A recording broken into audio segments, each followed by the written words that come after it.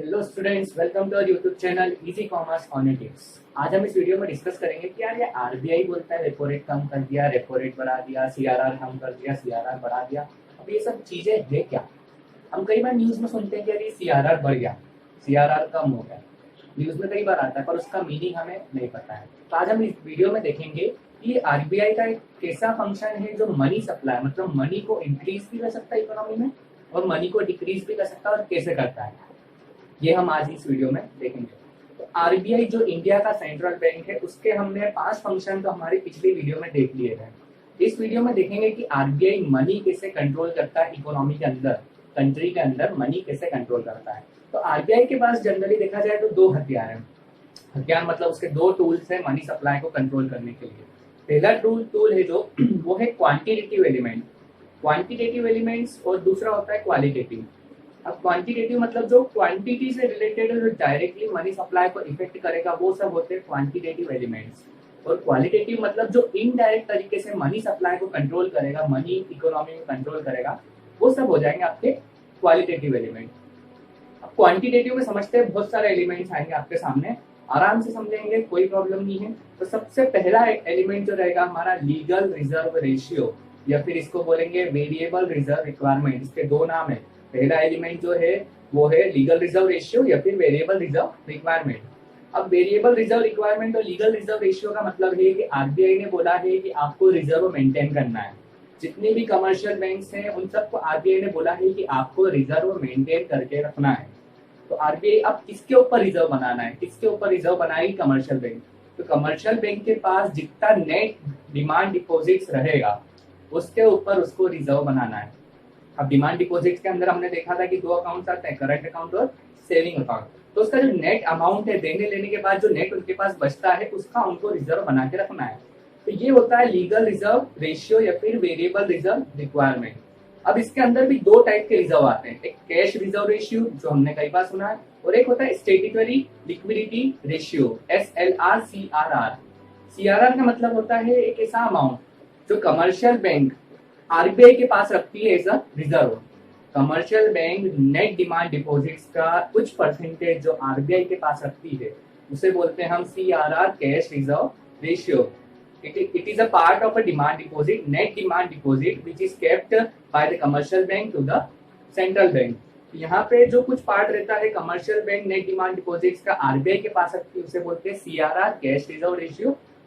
और जो खुद के पास रखती है डिमांड डिपॉजिट का वो होता है SLR, statutory liquidity ratio. Liquidity maintain करने के लिए अगर खुद के पास रखती है वो, तो वो बन जाता है SLR। तो ये हमारा पहला टूल हो गया है वेरिएबल रिजर्व रिक्वायरमेंट या फिर लीगल रिजर्व रेशियो। इसके अंदर 2 आ गए, CRR मतलब जो कमर्शियल बैंक आरबीआई के पास रखे, और खुद के पास अगर कुछ रिजर्व मेंटेन करती है तो उसे बोला जाता है SLR।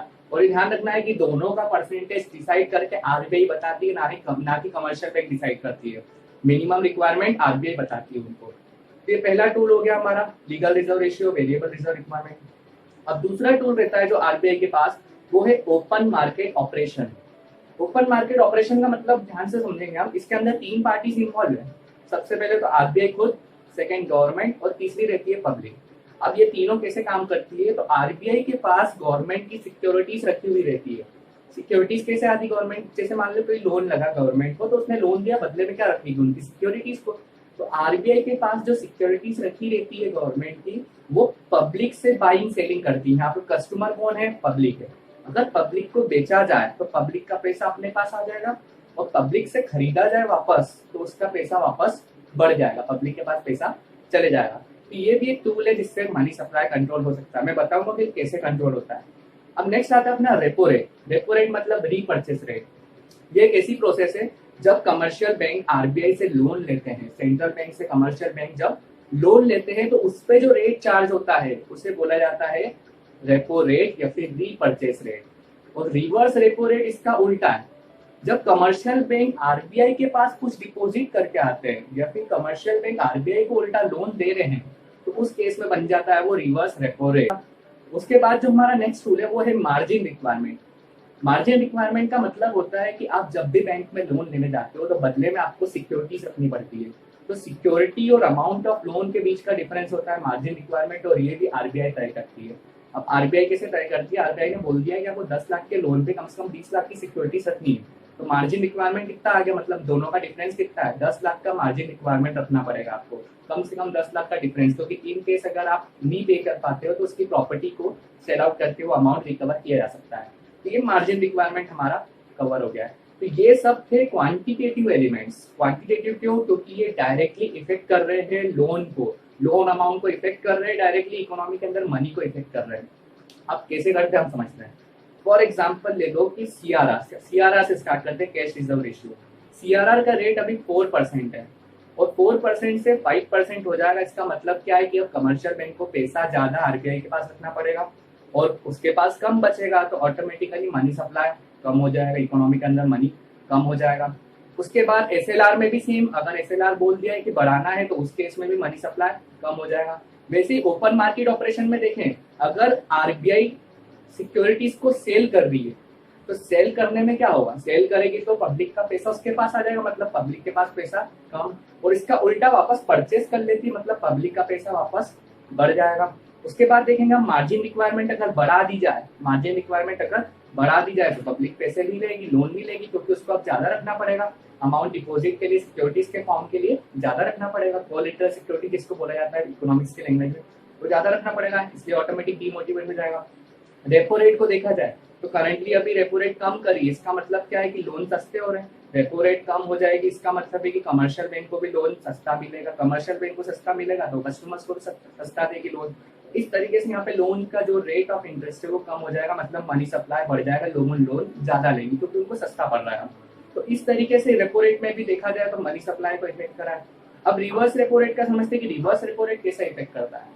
तो रिवर्स रेपो रेट में क्या होता है, उल्टा होता है, कमर्शियल बैंक डिपॉजिट करती है आरबीआई के पास, अब आरबीआई के पास डिपॉजिट करी और रिवर्स रेपो रेट अगर कम हो जाएगा तो कमर्शियल बैंक का डिपॉजिट करेगी आरबीआई के पास, क्यों करेगी, क्योंकि उसको रेट तो यहाँ पे कम मिल रहा है ना, तो वो क्या करेगी, उल्टा पब्लिक को देगी, क्योंकि पब्लिक से उसको रेट ज्यादा मिलेगा, तो कमर्शियल बैंक का मेन टारगेट क्या है, प्रॉफिट मैक्सिमाइजेशन। तो ये हो गया हमारा रिवर्स रेपो रेट का कॉन्सेप्ट कि अगर उसको भी, उस रेट को भी इफेक्ट किया जाए तो कमर्शियल बैंक जो है उसका अल्टरनेटिव चेंज करके आरबीआई को देने की बजाय वो कंज्यूमर्स को देगी, या फिर अगर उसको रेपो रेट बढ़ा दिया जाए तो कंज्यूमर्स को देने की बजाय वो आरबीआई के पास डिपॉजिट कर देगी, तो इकोनॉमी के अंदर मनी सप्लाई कम हो जाएगा। तो ये कुछ टूल्स है, वैसे ही बैंक रेट का भी इम्प्लीकेशन होगा। ये टूल्स थे जो क्वांटिटेटिव एलिमेंट्स है जो मनी सप्लाई को डायरेक्टली इफेक्ट करने वाले हैं। अब समझते हैं क्वालिटेटिव एलिमेंट्स। क्वालिटेटिव एलिमेंट्स बहुत सिंपल एलिमेंट्स है, इसमें कुछ नहीं करती है, आरबीआई सिर्फ समझाने का काम करती है, मॉरली कमर्शियल बैंक को समझाती है कि आप ही हो जो मनी सप्लाई को कंट्रोल कर सकता है। अब आप कैसे कर सकते हैं, तो सबसे पहला तरीका है सिलेक्टिव क्रेडिट कंट्रोल। ये क्वालिटेटिव एलिमेंट्स में सबसे पहला है selective credit control. Selective credit control का मतलब होता है कि सिर्फ सिलेक्टेड ग्रुप ऑफ पीपल जो इकोनॉमी को डायरेक्टली इफेक्ट कर रहे हैं या फिर जो नेसेसरी इकोनॉमी के लिए, उनको ही लोन दिया जाए। तो ये हो गया सिलेक्टिव क्रेडिट कंट्रोल। यहाँ पे आरबीआई ने दे दिया डायरेक्शन दे दिया, कमर्शियल बैंक को बोला है, यहाँ पे फोर्स नहीं करा। अब कमर्शियल बैंक अपने हिसाब से डिसाइड करेगी, पर यहाँ पे सिर्फ मॉरली होता है, यहाँ पे कोई फोर्स नहीं होता है क्वालिटेटिव एलिमेंट्स में। तो सिलेक्टिव क्रेडिट कंट्रोल उसका पहला टूल हो गया, जहाँ पे आरबीआई ने समझा दिया कमर्शियल बैंक को क्या सिलेक्टेड ग्रुप ऑफ पीपल को ही लोन प्रोवाइड करें। ये पहला तरीका हो गया, पहला टूल हो गया सिलेक्टिव क्रेडिट कंट्रोल। नेक्स्ट हो गया राशनिंग। राशनिंग का भी मतलब होता है कि लोन्स को सिर्फ जो नेसेसरी पीपल्स है, जैसे पुअर सोसाइटी को अगर बढ़ाना है तो सिर्फ नेसेसरी पीपल्स को ही लोन दिया जाए, चलते फिरते किसी को लोन नहीं दिया जाए।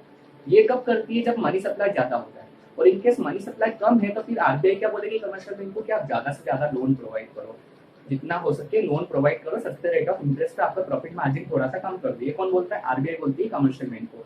तो ये नेक्स्ट तरीका हो गया। फिर हो गया third moral suasion. Moral suasion का मतलब होता है कि आरबीआई जनरली गाइडलाइंस प्रोवाइड करती है कि आप मनी सप्लाई के कंट्रोलर हो इकोनॉमी के अंदर।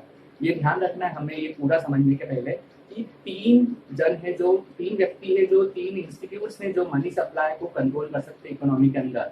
एक गवर्नमेंट, आरबीआई, कमर्शियल बैंक। अब कमर्शियल बैंक तो आगे होके कभी नहीं कंट्रोल करेगी, उसको मैनेज कौन करता है, आरबीआई करती है। तो गवर्नमेंट और आरबीआई दोनों ही मनी सप्लायर है, क्योंकि दोनों ही प्रिंट करते हैं। गवर्नमेंट आपके कॉइन्स और 1 रुपी नोट प्रिंट करती है, जबकि आरबीआई 1 रुपी नोट से जितने भी ऊपर के नोट से वो प्रिंट करती है। तो यहाँ पे देखा जाए तो दो मेन बॉडी है, आरबीआई और गवर्नमेंट। और यहाँ पे हम समझ रहे हैं कि आरबीआई कैसे कंट्रोल करती है, तो आरबीआई के पास क्या क्या टूल्स उपलब्ध है वो हमने देखे।